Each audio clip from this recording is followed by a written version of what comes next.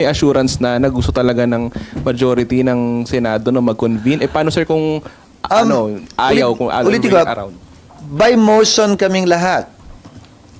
Sinet ko ng June 2, nung nag-resume kami, bago kami mag-resume, sinet ko ng June 11, wala namang nag-object at nag-motion sa plenaryo, kaya June 11 ang naset.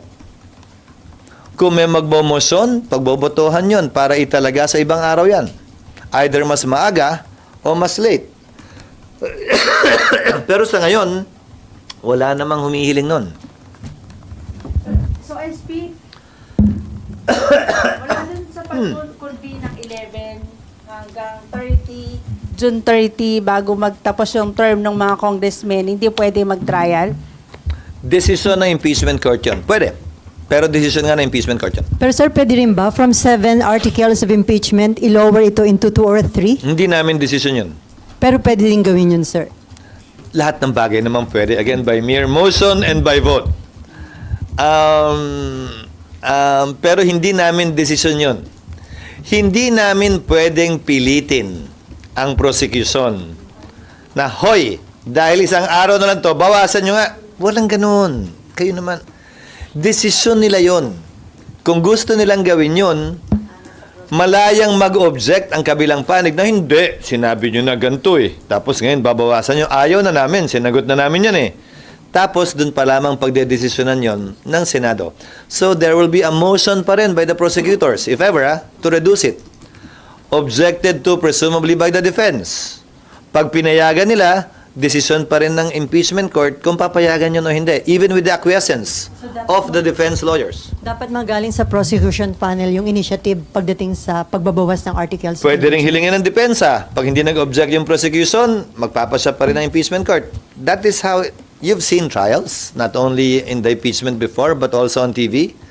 That's how it works. It operates by motions, objections, and votes. So, SP tanong lang ni Daniel kanina, sir. So, posible pa rin na hindi mag-convene ng impeachment trial sa June 11? Hindi ko nakikita. Pero, Kayo naman, yung mga ganyan tanong, yung mga trick question naman yan eh. Kasi, again, everything is possible in the realm of possibilities. Lahat naman, dahil nga motion lahat to eh. Pero, nakaset na yung date, di ba? Nung nireset namin, di naman tinago. Nag-notify naman sa lahat, nilabas naman sa lahat. So, barring any unforeseen, yun ang mangyayari.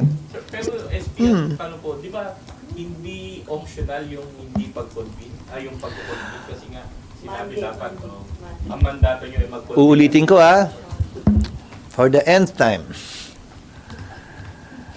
Walang nakasulat sa saligang batas na pag nag-resign ay hindi na magko-convene. Nag-resign si Mercy Gutierrez, dinismiss ng Senado, hindi nag-convene. Nagreklamo ba kayo? May nagsabi bang, ba't di nag-trial? That became part of the President of the Senate. Hindi nagpakita yung prosecutor. Hindi tinapos yung trial. Dinismiss ng Senado. Hindi tinapos ang trial. Lahat ito posibilidad at lahat ito nangyari na sa nakaraan. Sa katunayan, iisang impeachment complaint pa lang na simulan at natapos sa kasaysayan ng Senado, Yung kay Chief Justice Corona pa lamang. Wala pa ako, in recent history, wala pa akong naalalang natapos na impeachment complaint na sinimulan at tinapos hanggang sa dulo. Kung sakasakali, ito pa lamang ang pangalawa. Pero SP kasi yung sitwasyon nung kay Mercy tsaka yung kay CJ Corona, hindi pareho ng sitwasyon ngayon. Hindi nag-resign, tapos wala rin nag-walk out na prosecution. Hindi CJ Corona, erap yun. Sorry, ni Era pala. Bakit? Alam mo na ba yung ending? Hindi pa naman natin alam yung ending dito eh. Alam natin yung ending ng mga yun dahil binabalik tanawan na lang natin. Ito'y kasalukuyan pa lamang nangyayari. So far, yung dalawang reasons pa lang po na yun, yung nag-resign, yung they walk out, yun pa lang yung parang precedent na pwedeng i-dismiss outright. Hindi ko sinasabing pwedeng i-dismiss. Ang sinasabi ko, ginawa yun ng Senado noon. So ngayon po, ano po ba yung mga parang grounds? There is no pending petition. There is no pending resolution. It's not for me to speculate on the grounds. Ano ba naman? No, Hindi ko trabaho yun. I mean, ano po yung mga pwedeng maging reasons for an impeachment court not to... I have no idea. I don't want to speculate. Dahil pag nag-speculate ako, sasabihin nyo na naman, ayaw ko, tapos dagdag na naman yan. Again, kindly avoid putting ideas or concepts into in my mouth. These are all coming from you and not from me. Pero sir, I'm answering only as honestly as possible with respect to precedents, history, nangyari noong nagdaan, at kung paano pinagpapasa ng Senado lahat ng mga bagay na ito. Wala kaming tinatago, kaya nga lahat ay gusto ko pag-usapan sa plenaryo. Sir, sa Ano lang, tama naman yun at going back to history. Kaya lang sir, isa sa mga tinitignan kasi is yung konting delay kay Era and even doon kay Mercy Gutierrez. Hindi kasi tumawid pa ng another Congress. Kumbaga nagtuloy lang yung session with the same Congress. Ang posisyon ko ay tatawid to. pero sir, Matagal ko ng posisyon yan, nagsimula pa lamang tayo dahil sabi ko nga, di ba, kulang ang oras para tapusin ito. Sinabi ko na simula't simula, ang personal kong posisyon, tatawid ito. Pero pagbobotohan niya ng kasalukuyang Senado at ang darating na Senado. Hindi lamang posisyon ko ang palagi nasusunod. May opinion man ako, pwede itong tutulan ng sinumang miyembro at pag tinutulan, pagbobotohan.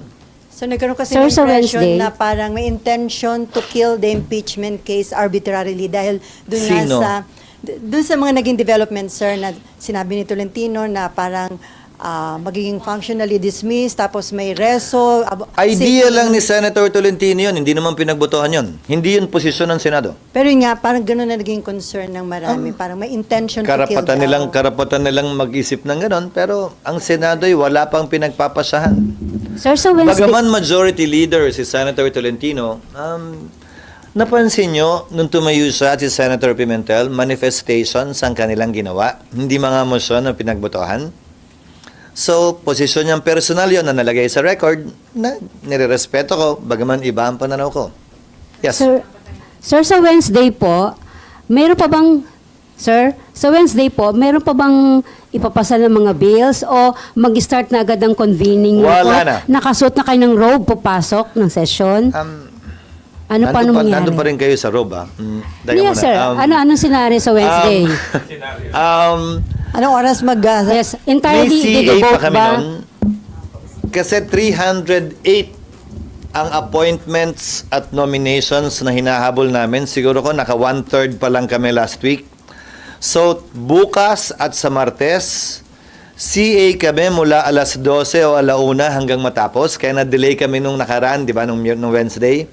So, as soon as matapos yung CA, magko-convene kami. Wala na kaming isa-second reading, useless na. Wala na rin kaming ito-third reading. Kung meron man, ratification na lamang ng BICAM report na may clean na lamang yon. Pagkatapos nun, nakaschedule ng basahin ng prosecutors yung kanilang articles. I-refer sa impeachment court. Susumpa ako bilang presiding officer. Papasumpain ko, malamang sa SecGen na lang. Papasumpain ko mga miyembro ng Senado.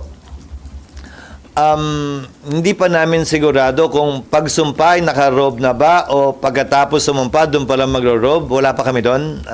Madali na siguro yun. Depende na sa trip nila. Hindi na by motion yun kasi naka-recess kami. So, pero nung nagdaang impeachment, nag-robe sila pagkatapos sumumpa, nag-recess para pag bumalik, naka-robe at doon pa lamang magko-convene yung court.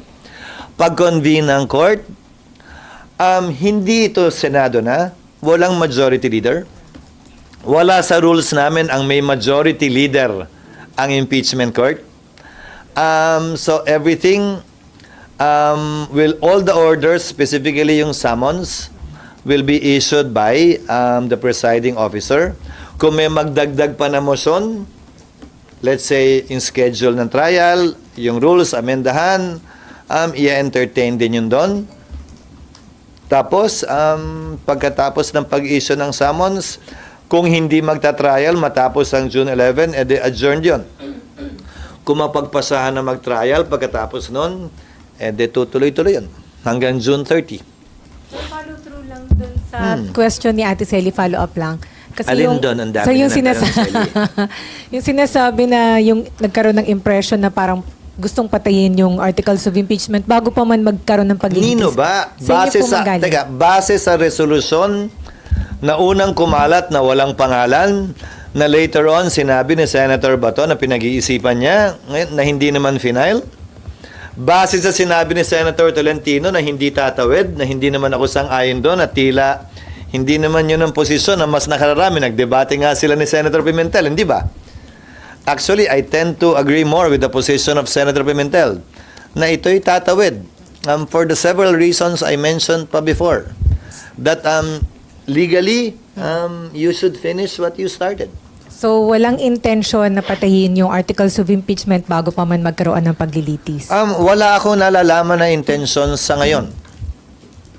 At hindi nyo papayagan, sir, na mangyari yan. Pagbobotohan yun kung meron man.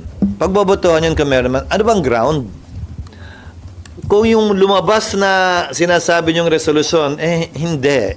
Definitely not. On my part, that's my vote. Pero anong sinasabi ba yung ground? Mag-usap tayo pag may ground na. Kasi, Binasa niyo po yung scrap of paper na yun. Hindi, scrap nga eh. Nakwento lang sa akin. Nakwento lang na Kasi- yun daw yung laman. Kasi sa dami ng binabasa ko, kayo naman, babasahin ko ba ba yung hindi pa na-file? Pwede ba pag na-file na, doon ko na lang babasahin? So, hindi kayo binigyan ni Senator Bato? Hindi. sir, kasi daw malalagay sa alanganin ang reputasyon at integrity ng Senate kung sakaling magkaroon nga ng arbitrary dismissal. ng case. Again, Celia, let history be the judge of that. It would be unfair to say that this is right and this is wrong simply because you think that way, or simply because they think that way. Any legal position will be finally determined by the Supreme Court, not by us.